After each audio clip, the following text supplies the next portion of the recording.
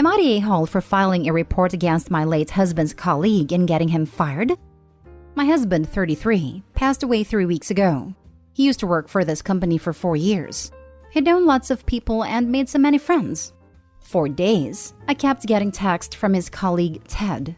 I don't know him personally. I had no idea how he even got my number. When he first texted me, I texted back, "Where did you get my number?" And he replied saying he got it from my husband.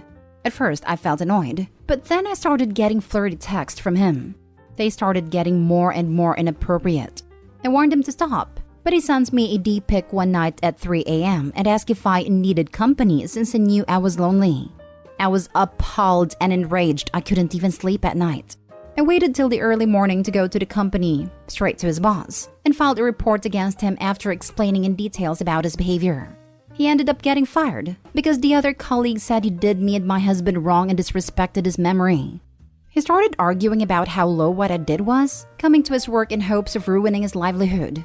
He kept saying it was between him and I, and his workplace had nothing to do with it. But I told him I've known him only as my husband's colleague, and he was his colleague. He and a friend of his said that I was aiming to get him fired, and that he did nothing wrong and I could have talked it out with him instead. My mom called him a POS for doing this to my husband and me, but also said that he had a point in that it shouldn't come after his livelihood, since the guy has a kid to provide for. I felt bad about the whole thing, and now I feel like I made things worse and acted out of emotions. Now for the top comments. He got your phone number at work. He knew you were a widow because of work. He would never have targeted you if he hadn't known your husband and knew he died. So his behavior had everything to do with work. And doing this to his co-worker's widow? Of course his employer was horrified. The guy had it coming. Preying on someone's grief is so low. Not the a-hole. Exactly. Plus, she's a widow of 3 weeks. I might understand reaching out after 6 months and building a friendship. But 3 weeks and D-pics? That man deserved consequences for his horrible actions. OP, I'm so sorry for your loss and that you were harassed by this man. Please consider filing a police report if he continues. This is not okay behavior. Obviously not the a-hole. Given how quickly they fired him, I'm guessing that this was not his first case of harassing wives of coworkers. Or coworkers. As an employer, this a-hole could be employee of the century and I would still fire his butt for only this. Not the a-hole. He wasn't worried about his children's livelihood when he was harassing his coworker's widow. I have no idea where he was even coming from, sending a D-pic to a grieving widow of 3 weeks. WTF? Not the a-hole. He messed around and found out. The fact you are the widow of his late work colleague makes this absolutely a work issue. He disrespected and harassed you. If he didn't want to lose his job, all he had to do was not harass you. Literally, that's all he had to do. He wanted you to deal with him without going to his work because then he would face no consequences. He was already not listening when you said stop, and generally cops won't do anything unless it's immediately threatening. Going to his work was the only way he was going to learn. You absolutely did the right thing. Next story. Am I the a-hole for telling my wife my job has to come before hers? Background. Me 35 male, my wife 34 female, and our 2 kids 3 and 5 live in a very high cost of living city. I made about 5 times as much as my wife, so we do pretty well. If my income were the same as my wife's, we would not be able to afford to live in our city. My job is pretty low stress, about 35-ish hours a week with the only requirement that I be on call for 1 week out of each month. Normally nothing ever happens, so I do my usual routine with the understanding with my wife that if I am needed, I will drop whatever we are doing and work until the work issue is resolved. This only ever happens once every quarter and only lasts a few hours. My wife, on the other hand, has a much more stressful job. Her boss is incredibly demanding and often demands random and inane things, just as a power play with her subordinates. She usually works about 45 to 50 hours a week. As a result, I take care of most home stuff, drop off / pick up kids from daycare, cook meals, and generally keep the house clean. The AITA incident. It was an on-call week after work hours when my wife got a text from her boss about fulfilling an emergency request for a client. My wife complained to me that this request really could wait until tomorrow, but she would rather get it done so she doesn't have to listen to her boss gripe at her in the morning if it's not done. I had no problem with it. But I reminded her that I am on call, so I might need to switch with her if something came up. She made a grunt of acknowledgement, but nothing beyond that. About 2 hours later, I got an all-hands call to immediately come into the office. Normally, I can resolve issues remotely, but we had an issue that prevented us from remoting in. I rushed upstairs and told my wife I had to leave, only for her to turn around and say, "Sorry, but my issue came up first. You are going to have to tell your work you can't." I was taken aback and told her that no, this issue isn't something I can skip for anything short of I am physically in the hospital and can't come in. She got increasingly angry and started ranting at me. But I told her that I didn't have time for this and that I am leaving. When I get back, we can discuss this. She started crying, but I had no more time, so I left for the office. On the way, she called me to continue the argument. And in the heat of the moment, I said, "Look, I respect that you put a lot of time and energy into your work, but we cannot afford our house or lifestyle without my job. So when push comes to shove, my job has to come first. Otherwise, we are going to be on the streets." She hung up on me after that. When I got home about 3 hours later, around 11 p.m., the kids were crashed out on the living room couch with several bowls of cereal spilled around them. I went upstairs and my wife was locked in the bedroom and refused to talk.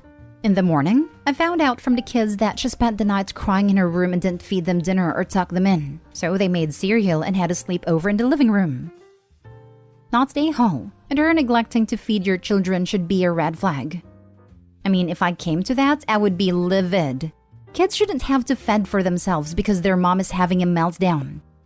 That's absolutely unacceptable. No matter what, the second I look my daughter in the eyes, I'll come down. I really can't comprehend this behavior. Maybe the kids are teenagers and I'm overreacting. If that's the case, I'm sorry, OP. But if not, your wife's got such a big red flag you could call her Xi Jinping. OP said the kids are 3 and 5, so horribly negligent and irresponsible to leave them unattended. Oh God, I assumed around 6 to 8 years old for the kids. 3 and 5 is absolutely too young to be left completely unattended and not fed. I get that she's upset, but that should not be happening.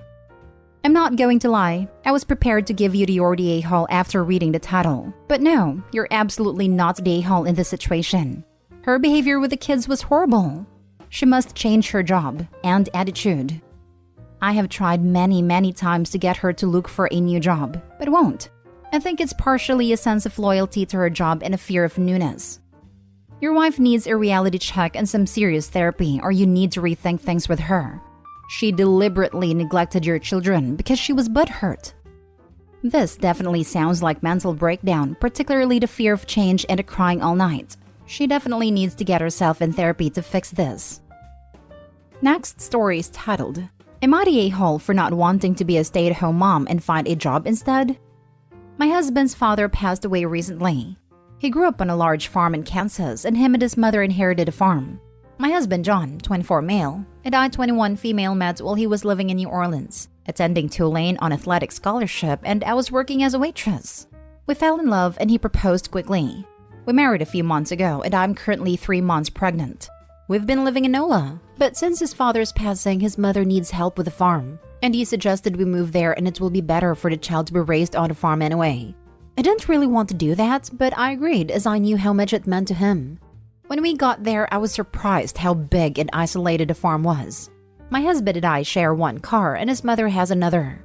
I asked to take the car the other day to go to town to look for jobs, but he sat me down and told me it wouldn't be very practical for me to have a job at the moment because we only have 2 cars for 3 people, and they can't spare one for me to take for 8 hours a day, and they can't drive me to and from work when there's so much to be done on the farm.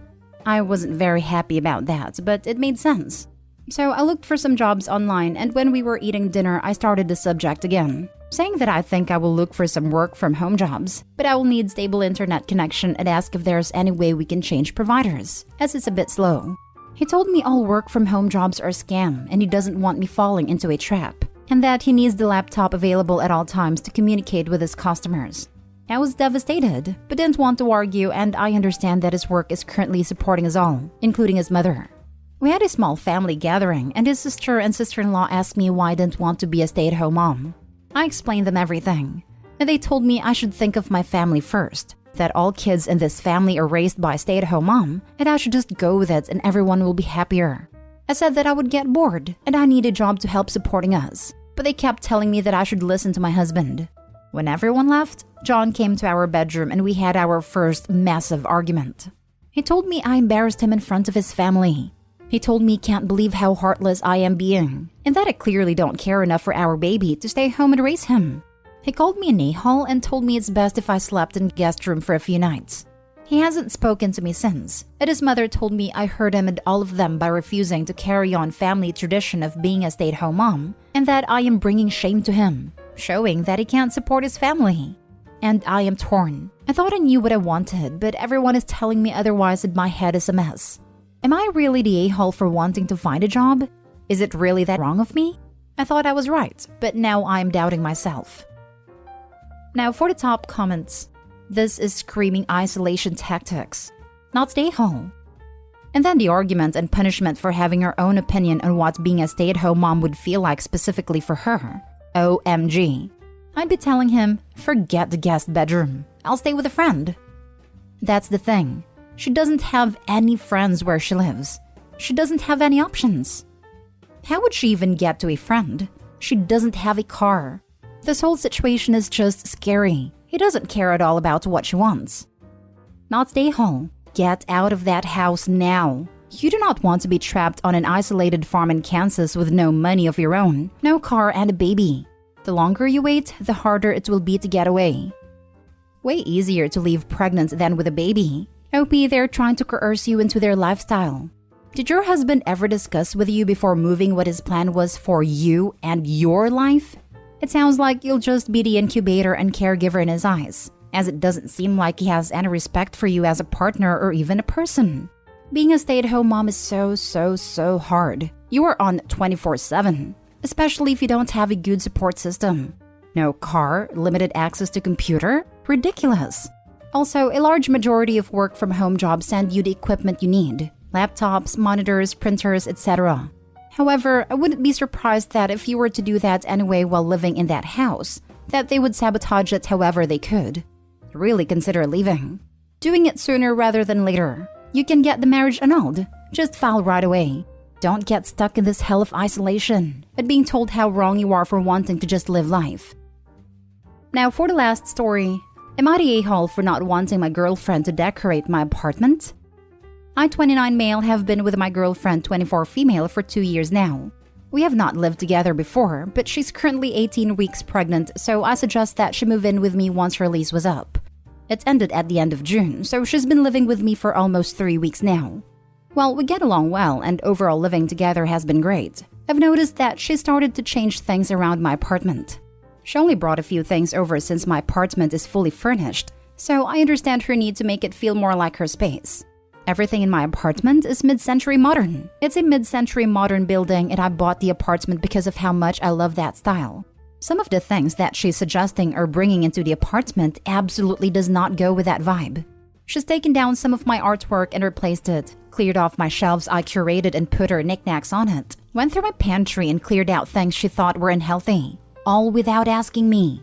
She works from home while I work in the office, so she has a lot more time at the apartment than I do. I just wish she would run things by me first. I'm an architect. She's an editor and doesn't have the same designer eye, which clearly shows. What really bothered me was that she started to throw some things away without asking. I went to take out the trash and saw that some birthday cards I kept were in there. When I asked about it, she said she was just getting rid of clutter. But her stuff is more like clutter while mine has actual sentimental value. I told her to stop touching things in the apartment, and she pointed out that she should have a say because she lives there, which I agree with, but she doesn't run anything by me. Now she's being very avoidant and passive-aggressive. So am I the a-hole? Everyone sucks here. You do realize that when you have a baby, your carefully curated apartment vibe will change very much, right? That said, she shouldn't be throwing your stuff out without asking you. Time to sit down, have an adult conversation, and come up with a compromise. Right, can't have those beautiful teak upholstered chairs because there's going to be all manner of bodily fluids, stains, and teeth marks in them. It's not even just stains and whatnot. My kid gnawed on all of our wood furniture like a demented beaver. Everyone sucks here. I would have said not the a-hole if not for the I told her to stop touching things in the apartment. She has an equal say in what your space looks like. I tried to make it feel like home for her. She's the a-hole for making changes without talking to you, and especially for throwing some of your stuff out without your consent. You guys need to have a talk and reach a compromise. Did you go out of your way to make her feel like the home is hers when she moved in? It doesn't necessarily sound like that's the case. I get that the OP sees it as his house, but that doesn't work when you are a family. You are basically asking her to conform to your reality here. There needs to be some compromise, and she's going to need some space of her own, particularly if she works from home. I'll admit, I don't really do anything other than help her move in. I've never lived with someone else before, so I'm not really sure how I could make her feel more at home. Any suggestions would be great. A good first step would be to start calling it our apartment instead of my apartment, since she lives there now too. Everyone sucks here. She should be able to help decorate the apartment, but she shouldn't throw away possibly sentimental items without asking. You also sound full of yourself. Agreed. The shelves I carefully curated comment made me gag. I knew someone who was this full of herself. Her kids only had all wooden toys because it fit her aesthetic.